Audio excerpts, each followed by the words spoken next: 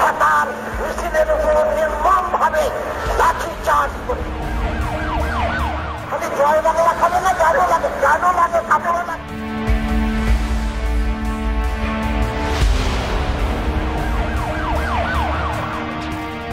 সমাজ যেন ভুলে ভুলে গেছে।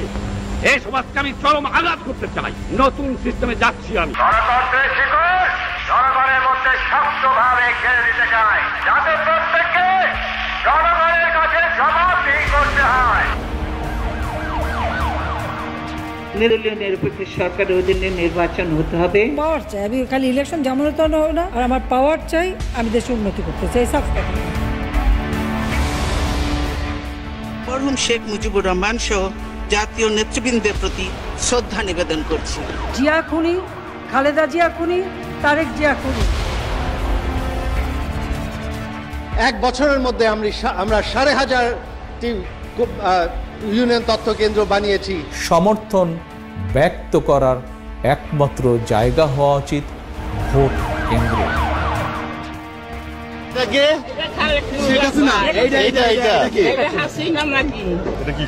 বাংলাদেশে মূলত প্রধান দুটি রাজনৈতিক দল বিএনপি এবং আওয়ামী লীগ। নিরপেক্ষ সরকারের অধীনে নির্বাচন হতে হবে। পাওয়ার চাই, আমি খালি ইলেকশন জামানত না, আর আমার পাওয়ার চাই, আমি দেশের উন্নতি করতে চাই। সাফ কথা আমার। দুটি দল যেমন আলাদা, দুটি দলের চরিত্র ঠিক সম্পূর্ণ বিপরীতধর্মী। মরহুম শেখ মুজিবুর রহমান সহ জাতীয় নেতৃবৃন্দের প্রতি শ্রদ্ধা নিবেদন করছি। জিয়া খুনি, খালেদা জিয়া খুনি, তারেক জিয়া খুনি। দুই দলের শীর্ষ দুজন নেত্রীর বিভিন্ন সময় বিভিন্ন গণমাধ্যমে দেয়া বক্তব্য শুনলে দুজনের ব্যক্তিত্ব পানির মতো পরিষ্কার হয়ে উঠবে।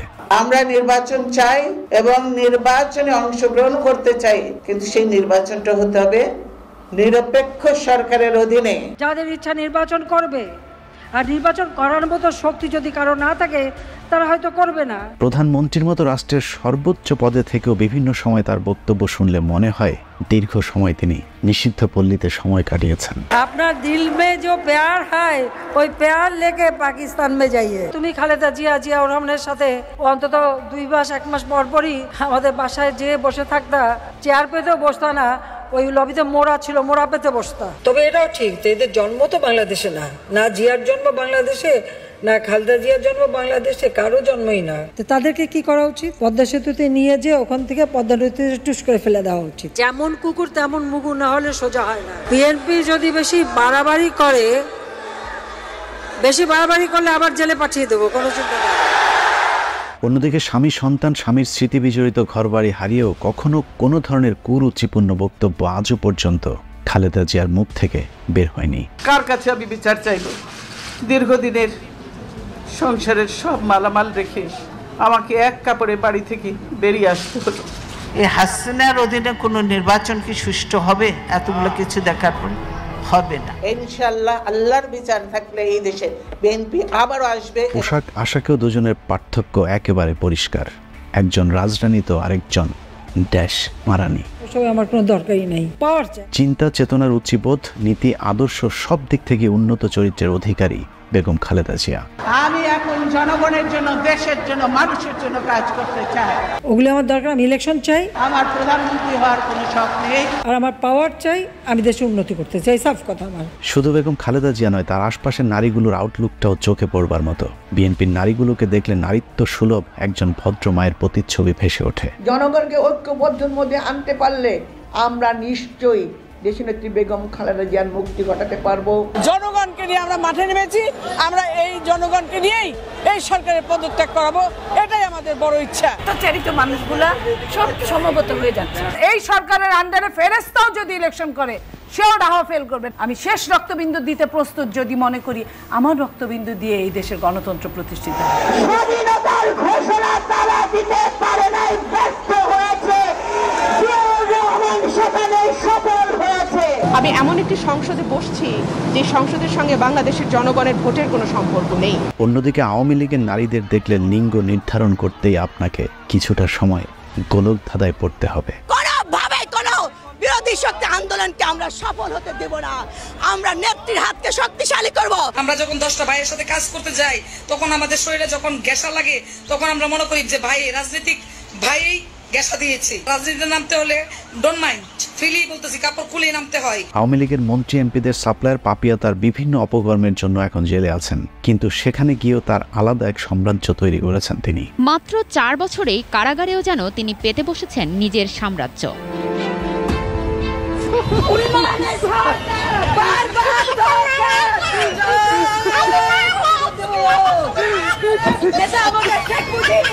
মহিলাদের মিটিং মিছিলগুলোতেও যাদেরকে নারীদের মতো দেখা যায় তারাও আওয়ামী লীগের ভাড়াটিয়া।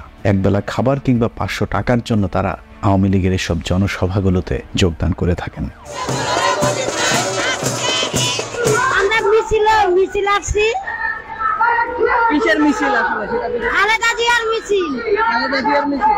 আরে শেখ হাসিনার মিছিল। আমি আপনাকে বলবো যে আমি অসুস্থ হওয়ার পর আমাদের বিবাদ জামানা রুটি খান। Am I bigger? Do you understand who am I? How dare you? জিনিসপত্রের দাম বেশি ঠিক আছে, কিন্তু আমরা টেরই পাই না জিনিসপত্রের দাম এত বেশি। আপনারা কি আওয়ামী লীগ করেন, কি শ্রমিক লীগ করেন, কি ছাত্রলীগ করেন, কি যুবলীগ করেন? কালকে যদি ধানের শীষের পোস্টার দেখি আমি আপনাদের ধিক্কার জানাবো। আওয়ামী লীগের রক্তের মধ্যে তো বাকশাল ভাই। বাইরের কুৎসিত রূপ যেন তাদের কর্মকাণ্ডে ফুটে উঠেছে। যুবলীগ, ছাত্রলীগ, আওয়ামী লীগ মানেই মানুষের কাছে এক আতঙ্কের মূর্ত প্রতীক।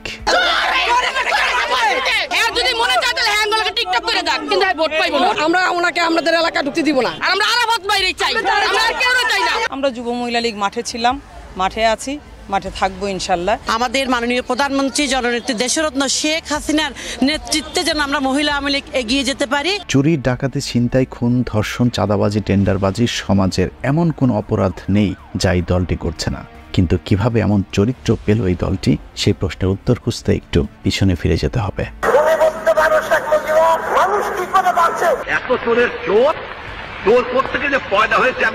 বাংলাদেশ এমনকি পাকিস্তানের রাজনীতিতে মাস্তানি, হাতাহাতি, মারামারি, সংঘর্ষ, খুনোখুনি শুরু হয় এই দলের প্রধান নেতা শেখ মুজিবুর রহমানের হাত ধরে। ছাত্র অবস্থা থেকে গুন্ডা স্বভাবের জন্য কুখ্যাত ছিল শেখ মুজিবের। আজকে যারা শেখ মুজিবকে আওয়ামী লীগের জন্মদাতা হিসেবে প্রচার করছে, এটাও শেখ মুজিবের গুন্ডামির ফসল।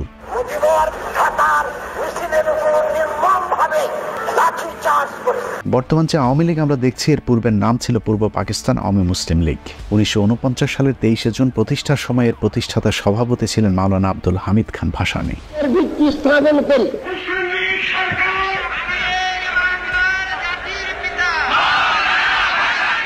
পূর্ব পাকিস্তান আওয়ামী মুসলিম লীগে শেখ মুজিবের অবস্থান ছিল 6 নম্বরে।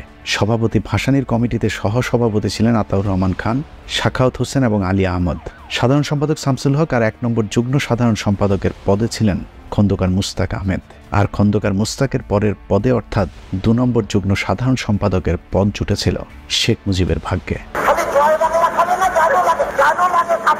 আওয়ামী লীগের প্রতিষ্ঠাতা মরহুম মাওলানা আব্দুল হামিদ খান ভাসানী 1980 সালের 23 জুন শেখ মুজিবকে আওয়ামী লীগের নেতা বানায়। 1952 সালে সাধারণ সম্পাদক শামসুল হক গ্রেপ্তার হলে শেখ মুজিব 1 নম্বর যুগ্ম সাধারণ সম্পাদক খন্দকার মুস্তাককে টপকে নিজেকে ভারপ্রাপ্ত সাধারণ সম্পাদক ঘোষণা দেন।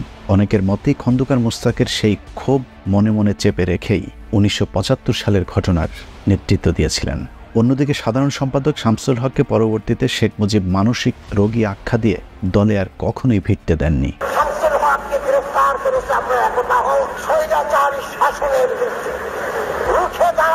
1954 সালের যুক্তফ্রন্ট বাংলাদেশের ইতিহাসে অত্যন্ত গুরুত্বপূর্ণ অধ্যায়। অনেকে মনে করে থাকেন যুক্তফ্রন্ট যদি না ভাঙত তাহলে এর মাধ্যমে অনেক আগেই বাংলাদেশ স্বাধীন হতে পারত। কিন্তু সেই যুক্তফ্রন্টও ভেঙে দিয়েছিলেন শেখ মুজিব। আমার দেখা রাজনীতির 50 বছর বইয়ের 426 নম্বর পৃষ্ঠায় বলা হয়েছে, 1954 সালে যুক্তফ্রন্টের ঐতিহাসিক বিজয়কে নষ্ট করিয়া দেওয়ার জন্য অনেকেই দায়ী ছিলেন। কতগুলো নীতিগত বিরোধও দায়ী ছিল, কিন্তু সবার চেয়ে বেশি ও আশু দায়ী ছিল শেখ মুজিবুর রহমানের একগুয়েমি। 1955 সালের ফেব্রুয়ারি মাসে যুক্তফ্রন্ট ভাঙিয়ে দেওয়ার মূলেও ছিল শেখ মুজিবুর রহমানের কার্যকলাপ। এখানেই থেমে যায়নি শেখ মুজিব। 1955 সালে অনেকটা শেখ মুজিবের একক সিদ্ধান্তে পূর্ব পাকিস্তান আওয়ামী মুসলিম লীগ থেকে মুসলিম শব্দটি বাদ দিয়ে দলের নাম রাখা হয়েছিল পূর্ব পাকিস্তান আওয়ামী লীগ।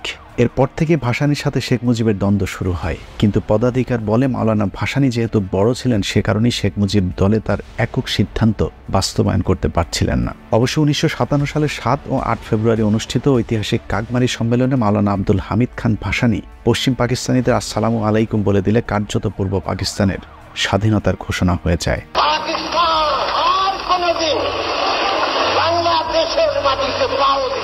কিন্তু শেখ মুজিব স্বাধীনতার ঘোষণার বিরোধিতা করে মাওলানা ভাসানীকে চরম অপমান করে আওয়ামী লীগ থেকে বেরিয়ে যেতে বাধ্য করেন।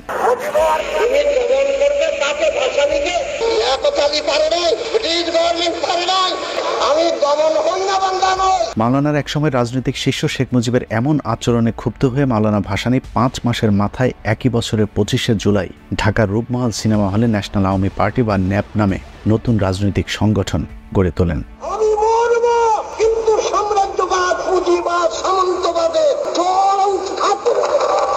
আমাদের সংগ্রাম চলবে, এই সংগ্রাম ব্যক্তিগত স্বার্থের সংগ্রাম নয়। অন্যদিকে শেখ মুজিব হয়ে যান আওয়ামী লীগের একক ত্রাণকর্তা।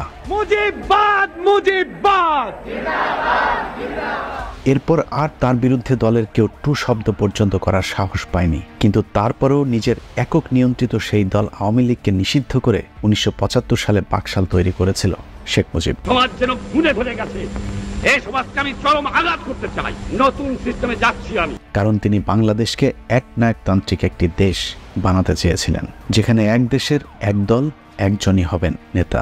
মুজিব সাহেব went for Bakshal, which means one leader, one party, one country. এসব কারণে আওয়ামী লীগের তৎকালীন ছাত্রলীগের সভাপতি ফজলুর রহমান বলেছিলেন, আওয়ামী লীগ একটি অভিশপ্ত দল, এই দলের সভাপতি সাধারণ সম্পাদকদের কেউ আওয়ামী লীগ করে মরতে পারে না। সেই দলটিকে আমি অভিশপ্ত দল এই কারণে বলেছি, যিনি প্রতিষ্ঠাতা সভাপতি ছিলেন তিনি মরহুম মৌলানা আব্দুল হামিদ খান ভাসানী, তিনি আওয়ামী লীগ করে মরতে পারেন নাই। দলের প্রতিষ্ঠাতা সাধারণ সম্পাদক ছিলেন জনাব শামসুল হক। শামসুল হক সাহেবও আওয়ামী লীগ করতে করতে পাগল হয়ে মৃত্যুবরণ করেছেন। কোথায় মরেছেন আওয়ামী লীগ কোনোদিন খোঁজ নেয়নি। শেখ মুজিব কত বড় মাপের গুন্ডা ছিল তার প্রমাণ পেতে উইকিপিডিয়ার তৎকালীন পূর্ব পাকিস্তানের প্রাদেশিক পরিষদের স্পিকার শাহেদ আলীর হত্যার ঘটনাটি পড়লেই বোঝা যাবে। 1958 সালের 23শে সেপ্টেম্বর প্রাদেশিক পরিষদের ডেপুটি স্পিকার জনাব শাহেদ আলীকে পিটিয়ে হত্যা করে শেখ মুজিব ও তার সমর্থকেরা। এ বিষয়ে আত্মঘাতী রাজনীতির 3 কাল দ্বিতীয় খণ্ডের 163 নম্বর পৃষ্ঠায় তৎকালীন মন্ত্রী ও প্রাদেশিক পরিষদের সদস্য হাশিমউদ্দিন আহমেদের একটি সাক্ষাৎকার তুলে ধরা হয়েছে। তিনি এই মর্মান্তিক ঘটনার প্রত্যক্ষদর্শী ছিলেন। ওই সাক্ষাৎকারে বলা হয়েছে, একটা পেপারওয়েট সজোরে নিক্ষিপ্ত হয় শাহেদ আলীর কপালে। উনি কপালে হাত চেপে ধরেছিলেন। তবে সেদিন শেখ মুজিব হাউসকে শান্ত করার পরিবর্তে গরম করেছিলেন সবচেয়ে বেশি। প্রথমেই দেখলাম মুজিবের হাতে একটা হান্টার, স্পিকারের দিকে তেড়ে যাওয়ার সময় কে যেন শেখ মুজিবের হাত থেকে হান্টারটি কেড়ে নেয়। পরে মুজিবকে দেখলাম চেয়ার নিয়ে স্পিকারের দিকে তেড়ে যেতে। মুজিবের অন্য সাঙ্গপাঙ্গরাও সাথে ছিল, লাউড স্পিকারও বন্ধ। পরে দেখলাম শাহেদ আলীকে রক্তাক্ত অবস্থায় পুলিশ কোলে করে নিয়ে যাচ্ছে। তার কয়েকদিন পরেই শাহেদ আলী পাটোয়ারি মারা যান। অনেকে হয়তো মনে করতে পারেন শাহেদ আলী পাটোয়ারি পাকিস্তানের মানুষ ছিলেন, যে কারণে শেখ মুজিব তাকে হত্যা করেছিলেন। তাদের জ্ঞাতার্থে বলতে চাই, শাহেদ আলী পাটোয়ারির বাড়ি ছিল চাঁদপুরের মতলবে। ওই সাক্ষাৎকারে হাশিমউদ্দিন আহমেদ আরও বলেন, সেদিন তিনি এবং খন্দকার মুস্তাক সহ আরও অনেকে স্পিকারকে বাঁচাতে গিয়েছিলেন। খন্দকার মুস্তাক মুজিবের একই দলের হলেও মুজিবের উগ্রতা তিনি পছন্দ করতেন না। তিনি বলেন, আমার যা চোখে দেখা তাই বললাম। শেখ মুজিব তার জীবনে অনেক অন্যায় করেছে, তার বিরুদ্ধে কেউ গেলেই শেখ মুজিব তাকে ছেড়ে দিতেন না। শহীদ সোহরাওয়ার্দী আমাকে অনেকবার বলেছে, মুজিবের উগ্রতায় অনেকেই অসন্তুষ্ট। শাহেদ আলী হত্যাকাণ্ডের কোনো বিচার এ পর্যন্ত হয়নি। এরকম হত্যা, মারামারি, দুর্নীতি সহ বিভিন্ন অপরাধে শেখ মুজিবকে বিভিন্ন সময় জেলে যেতে হয়েছে, যেগুলোকে আওয়ামী লীগ এখন মুজিবের আত্মত্যাগ হিসেবে প্রচার করে থাকে। 4682 দিন, আমরা যদি বছর করি, প্রায় 12 বছর তিনি কারাগারের অন্ধকার প্রকোষ্ঠে বন্দী ছিলেন এবং কখনো তিনি আপোষ করেন। বারবার যিনি কারাগারে গিয়েছেন, 2 বার ফাঁসির কাস্টে গিয়েছেন, বড় পীর আব্দুল কাদের জিলানী রহমতুল্লাহর 13তম অধস্তন পুরুষ, জাতির পিতা বঙ্গবন্ধু শেখ মুজিবুর রহমান। তবে এখানেও আওয়ামী লীগ মিথ্যার আশ্রয় নিয়েছে। আওয়ামী লীগ বলে থাকে শেখ মুজিব নাকি তার জীবনের 12, 20 অথবা 28 বছর জেল খেটেছেন, কিন্তু বাস্তবে তিনি মোট 4.5 বছর জেলে ছিলেন। এর মধ্যে আগরতলা মামলা ছাড়া বাকি সবগুলো মামলাই দুর্নীতি এবং তার মাস্তানির কারণেই হয়েছিল। The Awami League cadres were armed and the opposition political movement were harassed, offices burned down, arrested, killed. বিরোধী দল হিসেবে শেখ মুজিবের পুরো জীবনের আন্দোলনের মূল উদ্দেশ্য ছিল ক্ষমতার নেতৃত্ব।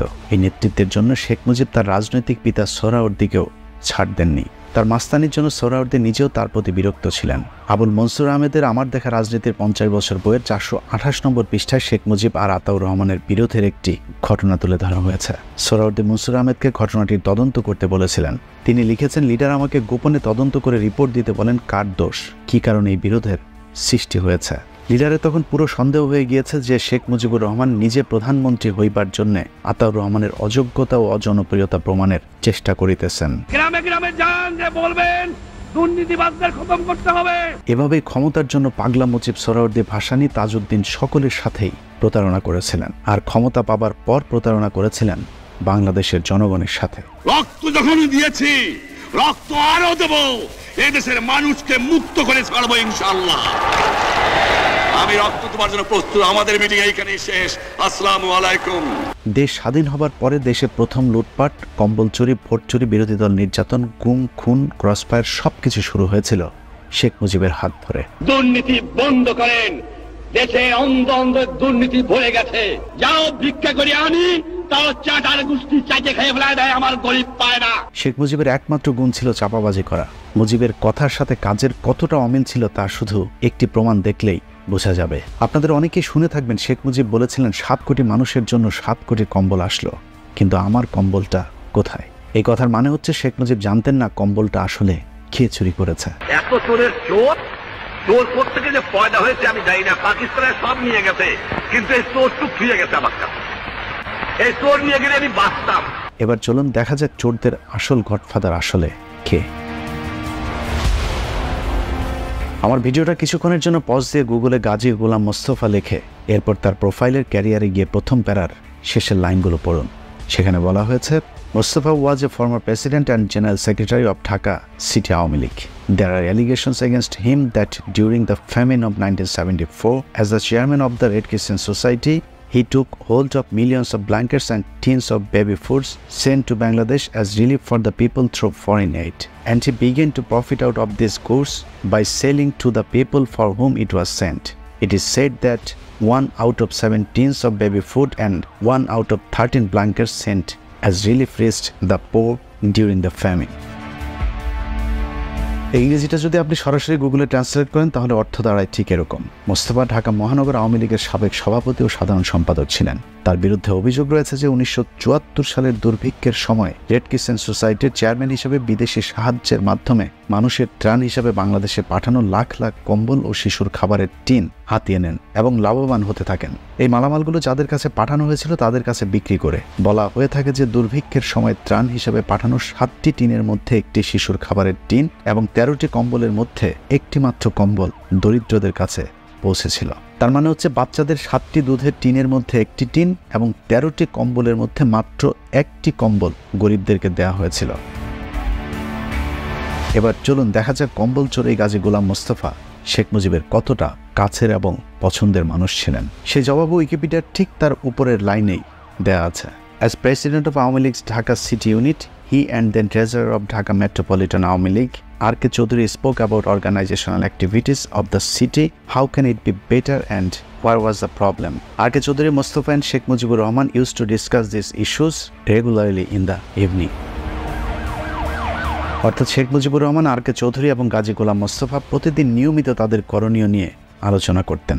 অথচ কম্বল চোরের লিডার শেখ মুজিব জনসভায় গিয়ে চাপাবাজি করতেন, কম্বল চোরদের রক্ষা নেই। বিদেশ থেকে ভিক্ষা করে আমাকে আনতে হয়, আর এই চোরের দল আমার দুঃখী মানুষের সর্বনাশ করে বা লুটতরাজ করে খায়। উৎখাত করতে হবে বাংলার বুকের থেকে এদের। এভাবেই শেখ মুজিব মুখে এক কথা বলতেন আর কাজে ঠিক তার উল্টোটা করতেন। হারাধনের একটি ছেলে কাঁদে ভেউ ভেউ, মনের দুঃখে বনে গেল, রইল না। যেমন বাংলাদেশের প্রথম ক্রসফায়ার শুরু হয়েছিল শেখ মুজিবের হাত ধরে।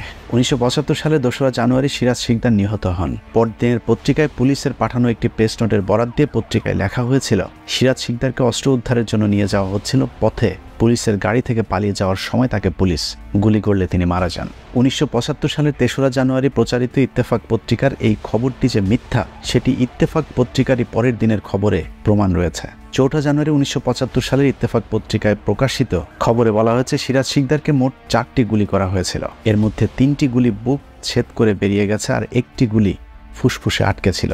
এখন প্রশ্ন হলো, আইন অনুসারে কোনো আসামি যদি গাড়ি থেকে পালিয়ে যেতে চায় তাহলে তাকে পায়ে গুলি করতে হবে, কিন্তু সিরাজ শিকদারকে কেন বুকে গুলি করতে হলো, তাও আবার 4টি? বাস্তবে সিরাজ শিকদারকে ক্রসফায়ারের নামে হত্যা করা হয়েছে কারণ তিনি বিরোধী দল জাসদের নেতা ছিলেন এবং শেখ মুজিবের কট্টর সমালোচক।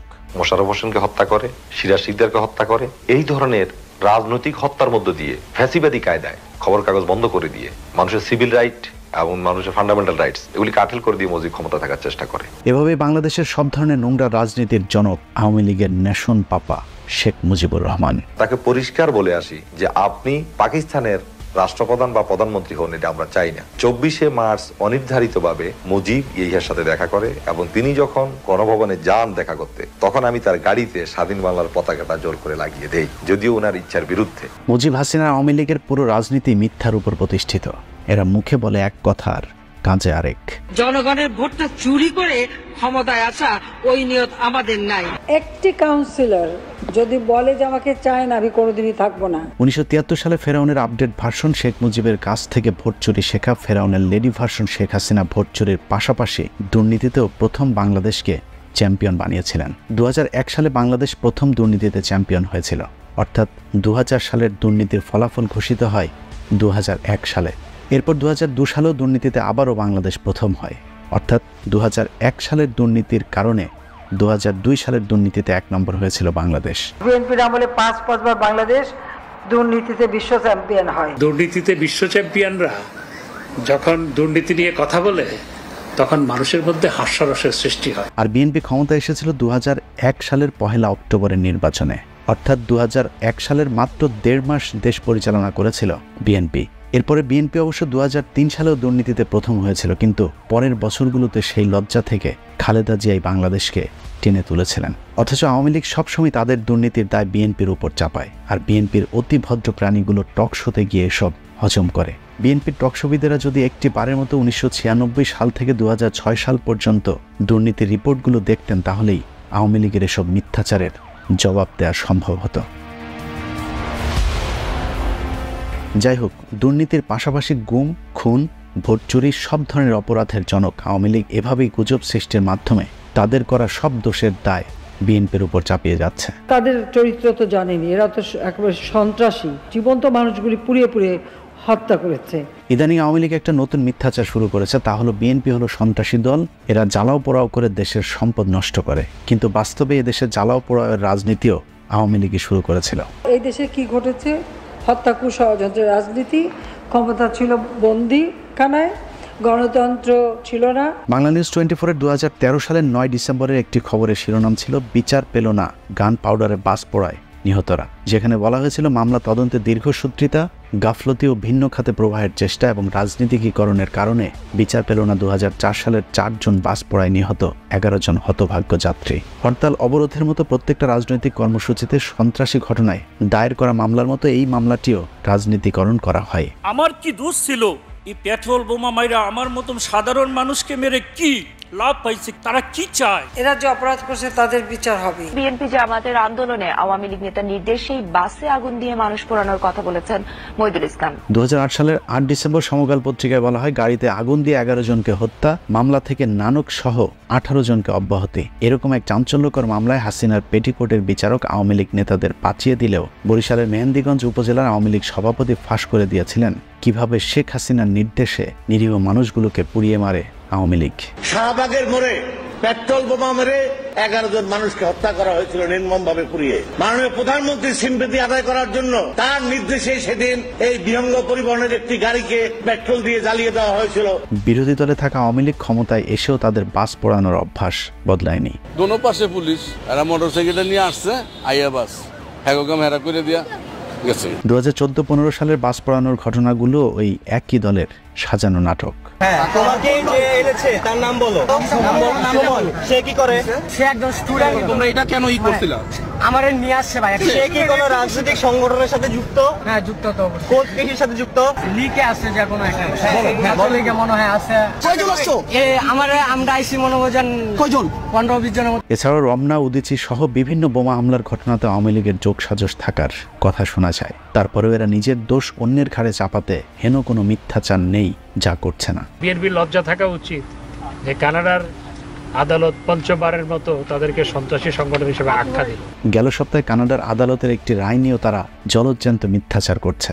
কোর্ট যেখানে স্পষ্টভাবে বলেছে বিএনপিকে সন্ত্রাসী সংগঠন মনে করবার মতো কোনো ধরনের তথ্য প্রমাণ তারা পায়নি, সেখানে আওয়ামী লীগ এখনও বলেই যাচ্ছে কানাডার আদালতের রায় বলা হয়েছে বিএনপি নাকি একটি সন্ত্রাসী সংগঠন।